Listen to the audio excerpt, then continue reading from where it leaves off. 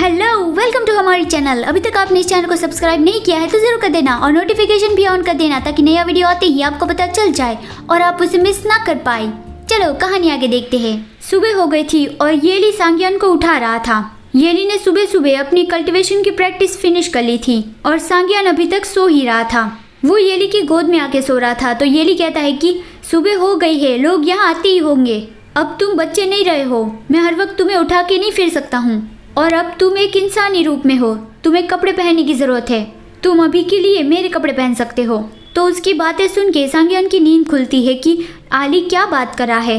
येली उसे कह रहा था कि तुम और तुम्हारा डेमोनिक ऑरा बहुत ही ज़्यादा स्ट्रॉन्ग है, तुम्हें उसे कंट्रोल में लाना सीखने की ज़रूरत है, नहीं तो फिर कल रात जो हुआ था वो फिर से होगा। तो सांग्यान ये सुन के थोड़ा परेशान हो गया कि कल रात उसने और मैंने, मुझे ज़्यादा कुछ याद नहीं आ रहा है, मुझे बस इतना ही याद है कि हमने बस ये और वो किया और फिर मैंने आली की आंखों को हर्ट कर दिया।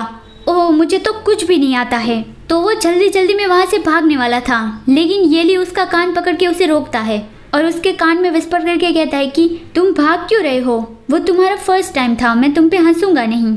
चलो कपड़े पहन लो, फिर हम ब्रेकफास्ट के लिए चलते हैं। और वो उसे अपने कपड़े पहनाने लगा। सांग्यान बहुत ज़्यादा कंफ्यूज हो रहा था कि वो इतना काम क्यों है। उसकी बॉडी पे जितनी सारी इंजरीज आई है वो मेरी वजह से ही है। मैं तो उसकी हेल्प करना चाहता था लेकिन सब गड़बड़ हो गई।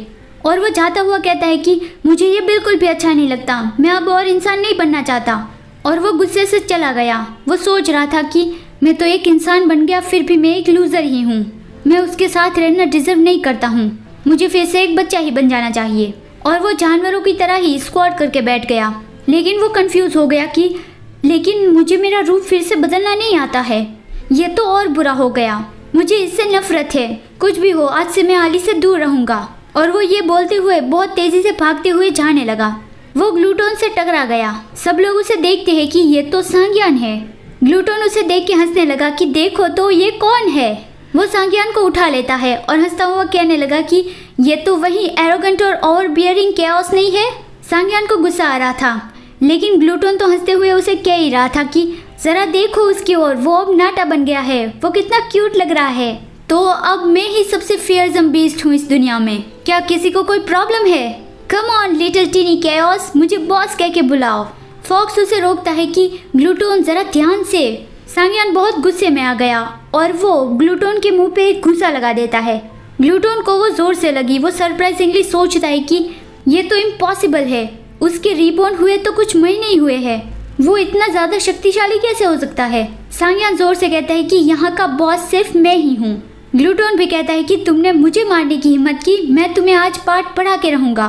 और उन दोनों में फाइट शुरू हो गई। फॉक्स परेशान हो रहा था और वो कहता है कि डिसेंट उन दोनों को रोको, लेकिन स्टबन कहता है कि वो लोग इससे नहीं मरेंगे, वो लोग पहले भी ऐसे ही फाइट करते रहते थे और एक टीनी केओस से ग्लूटोन को पीटते देखना मज़ेदार है ना, चलो बैठ के शो का मज़ा लेते हैं। तभी येली वहाँ पे आ गया। फॉक्स उसके पास जाता है और उसे विस्पर करके पूछता है कि तो क्या कल रात तुम लोगों ने वो किया था, बताओ ना मुझे। रात को भी पहाड़ी के सारे फ्लावर्स खिल गए थे, मैं शर्त लगा के कहता हूँ रात बहुत ही ज़्यादा खूबसूरत थी, है ना? येली कहता है समझाना थोड़ा कॉम्प्लिकेट है। फिर फॉक्स की नज़र जाती है कि तुम्हारी आंखों को क्या हुआ, तुमने उसे कवर करके क्यों रखा है, क्या तुम्हें चोट लगी है? येली कहता है कि मुझे कुछ नहीं हुआ, मैं बस दीवार से टकरा गया था, कल रात सब सही नहीं हुआ। आयान थोड़ा अपसेट है, क्या तुम उसे मनाने में मेरी हेल्प करोगे? उसका ट्रांसफॉर्मेशन अभी स्टेबल नहीं है, वो अभी एक बच्चे की तरह ही सोचता है। तो फॉक्स सोचता है कि क्या एक अनस्टेबल ट्रांसफॉर्मेशन, एक टीनेजर की बॉडी में एक बच्चे का दिमाग, शाओली केओस के साथ वो कैसे कर पाएगा? मैं तो ये इमेजिन ही नहीं कर सकता। और वो कहता है कि शाओली आई एम सॉरी कि तुम्हें ये सब भुगतना पड़ा, लेकिन ये तो गुड न्यूज़ है ना।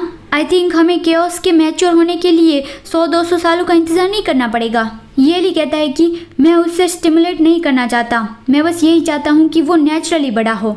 लेकिन अब मुझे भी यही लगता है कि स्टिमुलेशन उसके लिए कोई बुरी चीज़ नहीं है, वो नॉर्मल तरीके से ही बड़ा होगा, ये हम नहीं कह सकते। स्टबन कहता है कि तुम्हारा मतलब वो जल्दी ही बड़ा हो जाएगा। तो ये सुन के फॉक्स थोड़ा एक्साइट हो गया और कहता है कि अगर ये सच है तो उसके लिए सेक्सुअल पैशन ही बेस्ट स्टिमुलेशन बनेगा, केओस थोड़े वक्त में ही अवेकन हो जाएगा। लेकिन स्टबन कहता है कि ये इतना भी आसान नहीं है, डीमन बीस्ट के रटिंग डिजायर्स जल्दी आते हैं और जल्दी चले भी जाते हैं, हमें ये थोड़ी पता है कि वो अगली बार ये कब करना चाहेगा। लास्ट टाइम जब डिसेंट का रटिंग सीजन आया था उसके 432 साल और 8 महीने हो गए। फॉक्स कहता है कि तो फिर केओस को टर्न ऑन रखने के लिए येली को ही उसके पास जाना होगा। तो ये सुन के येली बहुत सरप्राइज हो गया और सब लोग भी सोचने लगे कि येली तो बहुत ही ज़्यादा गौरव वाला है, वह सबके सामने ऊंचा स्टेटस रखता है, वो एक बच्चे के साथ कैसे फ्लर्ट कर सकता है, ये तो इम्पॉसिबल है। दूसरा सीन आता है अंडरवर्ल्ड का गोस्ट गेट। फैंचाओ कहता है कि कोई भी यहाँ पे नहीं है, अब हम सेफ है, हम उनसे हजारों माइल दूर आ चुके हैं, मुझे तो यकीन नहीं हो रहा है कि हम यहाँ तक पहुँच गए। चियूचेन सोचता है कि वो इतना इजी भी नहीं था, तो वो लोग इतने ज़्यादा माइल्स दूर कैसे पहुँच पाए। पहले तो जब वो दोनों बाहर निकल रहे थे तब उन दोनों ने देखा कि यहाँ पे एक बैरियर लगा हुआ है।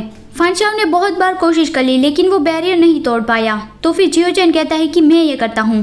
फैंचाओ उसे कहता है कि नहीं, आपकी बॉडी बहुत कमज़ोर है।